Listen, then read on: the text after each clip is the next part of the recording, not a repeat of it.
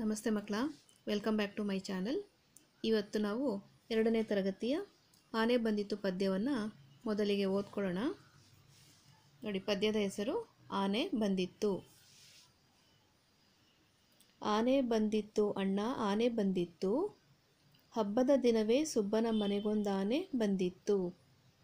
ಅಪ್ಪನು ಕೊಟ್ಟ ತೆಂಗಿನಕಾಯಿಯ ಗೊಳಕ್ ನುಂಗಿತ್ತು. ಅಮ್ಮನು ಕೊಟ್ಟ ಬೆಲ್ಲದ ಉಂಡೆಯು ಗುಳುಂ ಆಗಿತ್ತು. ಉದ್ದ ಸೊಂಡಿಲು ಸಣ್ಣ ಕಣ್ಣು ಬೆಳ್ಳನೆ ಕೋಡಿತ್ತು. ದಪ್ಪನೆ ಕಾಲು ಅಗಲದ ಕಿವಿಯು ಮೋಟು ಬಾಲವಿತ್ತು. ಕಾಲಿಗೆ ಗೆಜ್ಜೆ ಕೊರಳಲ್ಲಿ ಗಂಟೆ ಆನೆ ಬಂದಿತ್ತು. ಮೈಮೇಲೆಲ್ಲ ಚಿನ್ನದ ಬಟ್ಟೆ ಫಳಫಳ ಹೊಳೆದಿತ್ತು. ಹೆಜ್ಜೆಯ ಮೇಲೆ ಹೆಜ್ಜೆ ಇಟ್ಟು ಆನೆ ಬಂದಿತ್ತು. ನೀರಿಗೆ ಇಳಿದು ಸೊಂಡಿಲು ಬಡಿದು ಜಳಕ ಮಾಡಿತ್ತು. ಹೊಟ್ಟೆ ಗುಡಾಣ ಕೇಳೋ ಜಾಣ ಆನೆ ಬಂದಿತ್ತು. ಕೆಳಕ್ಕೆ ಬಗ್ಗಿ ಸೊಂಡಿಲು ಎತ್ತಿ ಸಲಾಮು ಮಾಡಿತ್ತು. ಬನ್ನಿರಿ ಮಕ್ಕಳೇ ಸವಾರಿ ಮಾಡಿ ಎಂದು ಕರೆದಿತ್ತು. ಮಕ್ಕಳನ್ನೆಲ್ಲ ಕೂರಿಸಿಕೊಂಡು ಸವಾರಿ ಹೊರಟಿತ್ತು. ಈ ಪದ್ಯವನ್ನು ಬರೆದವರು ಯಾರು ಮಕ್ಕಳ? ಬೆಂಡರವಾಡಿ ಸುಬ್ರಹ್ಮಣ್ಯ ಶರ್ಮಾ ಅವರು ಈ ಪದ್ಯವನ್ನು ಬರೆದಿದ್ದಾರೆ. ಈಗ ನಾವು ಇದೇ ಪದ್ಯದ ಪ್ರಶ್ನೋತ್ತರಗಳನ್ನು ನೋಡೋಣ. ಮಕ್ಕಳ, ಈಗ ಪ್ರಶ್ನೋತ್ತರಗಳನ್ನು ನೋಡೋಣ. ಕೆಳಗಿನ ಪ್ರಶ್ನೆಗಳಿಗೆ ಉತ್ತರ ಬರೆಯಿರಿ. ಮೊದಲನೇ ಪ್ರಶ್ನೆ, ಆನೆ ಯಾವ ದಿನದಂದು ಮನೆಗೆ ಬಂದಿತ್ತು? ಆನೆ ಹಬ್ಬದ ದಿನದಂದು ಮನೆಗೆ ಬಂದಿತ್ತು.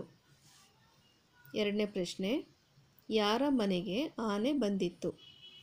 ಉತ್ತರ, ಸುಬ್ಬನ ಮನೆಗೆ ಆನೆ ಬಂದಿತ್ತು. ಮೂರನೇ ಪ್ರಶ್ನೆ, ಆನೆಗೆ ಅಮ್ಮ ಏನನ್ನು ಕೊಟ್ಟಳು? ಉತ್ತರ, ಆನೆಗೆ ಅಮ್ಮ ಬೆಲ್ಲದ ಉಂಡೆಯನ್ನು ಕೊಟ್ಟಳು. ನಾಲ್ಕನೇ ಪ್ರಶ್ನೆ, ಆನೆಯ ಕಾಲಿಗೆ ಏನನ್ನು ಕಟ್ಟಲಾಗಿತ್ತು? ಉತ್ತರ, ಆನೆಯ ಕಾಲಿಗೆ ಗೆಜ್ಜೆಯನ್ನು ಕಟ್ಟಲಾಗಿತ್ತು. ಅರ್ಥ ಆಗ್ತಿದೆ ಮಕ್ಕಳ? ಐದನೇ ಪ್ರಶ್ನೆ, ಆನೆಯು ಹೇಗೆ ಜಳಕ ಮಾಡಿತ್ತು? ಆನೆಯು ನೀರಿಗೆ ಇಳಿದು ಸೊಂಡಿಲು ಬಡಿದು ಜಳಕ ಮಾಡಿತ್ತು. ಆರನೇ ಪ್ರಶ್ನೆ, ಆನೆಯು ಹೇಗೆ ಸಲಾಮು ಮಾಡಿತ್ತು? ಆನೆಯು ಕೆಳಕ್ಕೆ ಬಗ್ಗಿ ಸೊಂಡಿಲು ಎತ್ತಿ ಸಲಾಮು ಮಾಡಿತ್ತು. ಕೊನೆಯ ಪ್ರಶ್ನೆ ಹಾಗೂ ಏಳನೇ ಪ್ರಶ್ನೆ, ಆನೆಯು ಮಕ್ಕಳನ್ನು ಕರೆದುಕೊಂಡು ಎಲ್ಲಿಗೆ ಹೊರಟಿತ್ತು? ಆನೆಯು ಮಕ್ಕಳನ್ನು ಕರೆದುಕೊಂಡು ಸವಾರಿ ಹೊರಟಿತ್ತು. ಮಕ್ಕಳ, ಈ ಪದ್ಯದ ಪ್ರಶ್ನೋತ್ತರಗಳು ಎಲ್ಲ ಕಂಪ್ಲೀಟ್ ಆಯಿತು.